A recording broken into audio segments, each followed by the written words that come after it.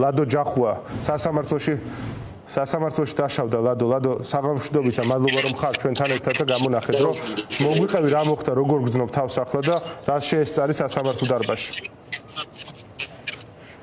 გამარჯობა პირველში და მადლობა ჩართვისთვის.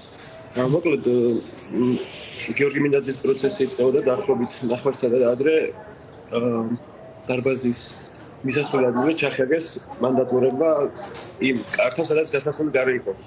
საკმაოდ დიდი რაოდენობის ადამიანი დაგროვდა, იმიტომ რომ ამ ცეცხლით ამბობია პერიოდში მოხდა ეს ფაქტის დადგა.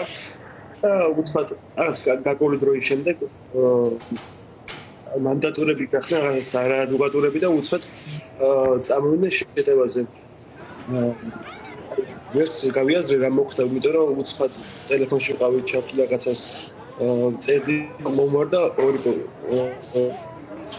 მანდატური რომელიც ხელი მომიგრიხა მეორე ყელში და ამ დროს საკმაოდ დიდი მოჭრა მიგზენა რა დროსაც გონება ფაქტორი დაკარგე და მეორე ორ ადამიანს დამარტყა სხეულის სხვადასხვა არეში. შემდეგ გარეთაც ფიზიკური ზეწოლი გამარგეს გარეთ და ამის შემდეგ ტკივილს ვწნოდი სხეულის ხრის მარჯვენა მხარეში. და ეხლა სამყაროში ვიყავ, სადაც ერუდები პასუხობს.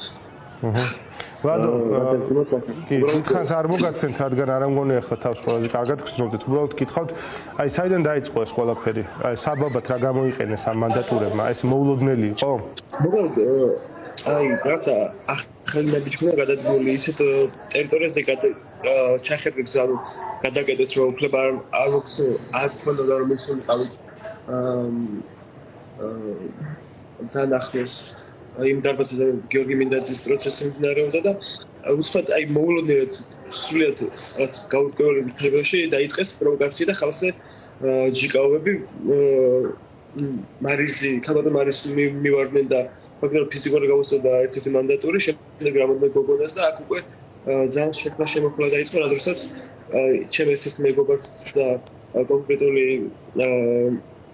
მანდატური რომელიც ახლა კადრში ჩანს, უბრალოდ ეგ ადამიანი იყო, რომელიც ყველაზე არაადეკვატური იყო და ყველაზე ძლიერ იქცეოდა